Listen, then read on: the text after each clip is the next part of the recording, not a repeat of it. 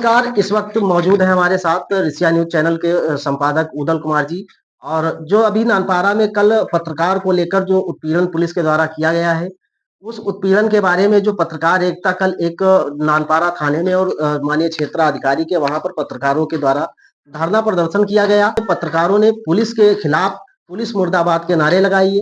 हमारे साथ उदल जी मौजूद है, आइए हम पत्रकारों के हित में कुछ जानकारी लेना चाहते हैं। देखिए, बहराइच नानपारा कोतवाली थाना क्षेत्र में रजनीश रस्तोगी के घर है और एक जमीन पत्रकार महोदय ने खरीदा था और उस जमीन पर अवैध कब्जा एक आरएसएस के नेता करना चाहता है और इसी संबंध में रजनीश रस्तोगी के ऊपर एक लूट के कथित तौर पर मुकदमा दर्ज किया गया जो फर्जी है। और इसके बाद नानपारा कोतवाली थाना प्रभारी राजनाथ सिंह अपानी पुलिस बल के साथ में रात्रि 12 बजे रजनीश रस्तोगी के घर में घुस जाते हैं और अपने उच्च अधिकारियों को भी सूचना नहीं दिया जाता है और उसके घर में बच्चे और महिलाओं से भ्रता करते हैं, घर में रखा सामान को तोड़फोड़ करते हैं और इतना ही नहीं, गाली गलौज करने के बाद धमकी भी दिया जाता है। धमकी देकर थाने पर एक नौकर रजनीश रस्तोगी पत्रकार के घर पर एक नौकर था, उसे भी पुलिस पकड़कर थाने लाती है। सुबह जैसे ही पता चलता है पत्रकार जगत को, जैसे ही पत्रकार संगठनों को पता चलता है कि रजनीश रस्तोगी के घर में पुलिस ने रात्रि 12 बजे छापा मारा था और कथित तौर पर फर्जी मुकदमा उसके ऊपर दर्ज किया गया है, तो ये भारी विरोध जताया गया और विरोध इतना चला कि कई जगह धरना प्रदर्शन किया गया और धरना प्रदर्शन करने के बाद जो नानपारा क्षेत्र अधिकारी हैं वो शीघ्र ही कार्रवाई करने का आदेश दिया है और वो कार्रवाई करने के आश्वासन भी दिए हैं। लेकिन ऐसे ही पुलिस कर्मियों के ऊपर कब तक कार्रवाई होगा? एक पत्रकार से क्यों जलन रखते हैं? जो वो जमीन है, जिस जमीन को लेकर विवाद है, रजनीश रस्तोगी खरीदे थे, उनका वसीयतनामा भी हो गया, यानी विरासत भी आ गई है और उनके नाम से जमीन है, लेकिन आरएसएस के नेता उस पर कब्जा करना चाहता है। नानपारा क्षेत्र में जमीन महंगी है, इसी को लेकर हिंदू संगठन के दबाव में आकर नानपारा कोतवाली थाना प्रभारी राजनाथ सिंह ने घटना को अंजाम दिया है और इनके ऊपर कार्रवाई करने की मांग की गई है। जी, इसके बाद में पत्रकारों ने क्षेत्राधिकारी और वही थाना नानपारा में धरना प्रदर्शन किया और पुलिस मुर्दाबाद के नारे लगाए। सर, उसके बारे में जो क्षेत्राधिकारी पद्मन कुमार सिंह के द्वारा आश्वासन दिया गया है और प्रार्थना पत्र भी लिया गया है। सर, अगर बड़े स्तर से और अधिकारियों के द्वारा इस प्रकरण पर अगर उचित जांच कर कार्रवाई नहीं किया जाएगा, तो सर इसके बारे में आप क्या कहना चाहते हैं अगर कार्रवाई नहीं होती है? देखिए, एक रात में 12 बजे एक पत्रकार के घर में घुसना, ये कहां तक सही है पूरी दुनिया जानता है कि वो पत्रकार जब कोई खुलासा किया होगा या कोई खबर छापा होगा, उससे थाना प्रभारी गुस्सा में रहे होंगे, इसी के ऊपर कथित तौर पर फर्जी मुकदमा दर्ज किया और जो कार्रवाई नहीं किया जाता है तो बहराइच जिलाधिकारी का 24 घंटे के बाद में घेराव किया जाएगा।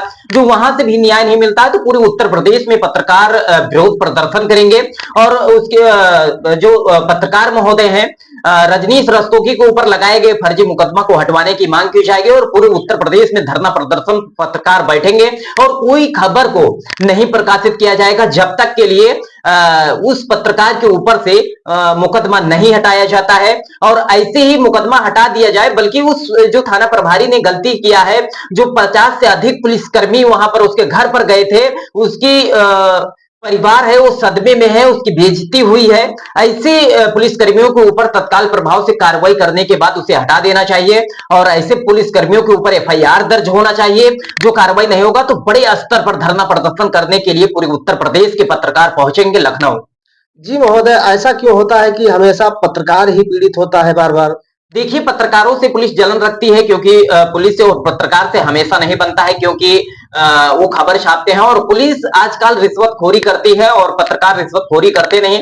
इसी को लेकर पत्रकार से पुलिस जलन रखती है और जलन के चलते उसके ऊपर कथित तौर पर फर्जी मुकदमा दर्ज कर उसे जेल भेजती है और जेल भेजने के बाद पत्रकारों के ऊपर दबाव बनाया जाता है, उनके परिवार को बर्बाद किया जाता है कि लौट कर कोई आवाज न उठा सके। यही मामला आज उत्तर प्रदेश के बहराइच नानपारा में भी देखने को मिला है और राजनाथ सिंह लग रहा है कोई हिस्ट्री शूटर को पकड़ने के लिए जा रहे थे, लेकिन उनको नहीं पता था कि एक वरिष्ठ पत्रकार रजनीश रस्तोगी हैं और उनके घर में हम जा रहे हैं। कोई वो हिस्ट्री शूटर नहीं है, न ही कोई गैंगस्टर है, न कोई गौ तस्कर है। तो आखिरकार में उसके घर में रात्रि 12 बजे पुलिस क्यों गई और आखिरकार में उसे क्यों पुलिस पकड़ना चाहा? ये कथित तौर पर फर्जी मुकदमे में फंसाने के लिए पत्रकारों के साथ में साजिश रची जा रही है और थाना प्रभारी के ऊपर जल्द कार्रवाई होगा और उत्तर प्रदेश सरकार से पत्रकार मुलाकात कर कार्रवाई करने की मांग करेंगे और जो कार्रवाई नहीं किया जाएगा तो कानून हाथ में लेकर कार्रवाई होगा और पत्रकार रजनीश रस्तोगी को न्याय मिलेगा, ये वादा करते हैं। न्याय उन्हें दिलाकर हम लोग तभी मानेंगे। जी जी महोदय, जैसे कि पत्रकार जो प्रताड़ित हुआ है उसका पूरा परिवार और पत्रकार स्वयं एक सदमे में है। अगर इस पत्रकार के साथ में कोई अप्रिय घटना घटती है या कोई फर्जी तरीके से मुकदमा पंजीकृत कर अगर इस पत्रकार को जेल भेजा जाता है तो सर इस पर आपका क्या कहना है सर? देखिए, इस पर जांच होना चाहिए। जो थाना प्रभारी राजनाथ सिंह है ये जांच करने की काबिल ही नहीं है। जो ये जांच सही करते तो उस पत्रकार के उसमें नाम भी नहीं आता, वो लूट की घटना को अंजाम कैसे दे सकता है।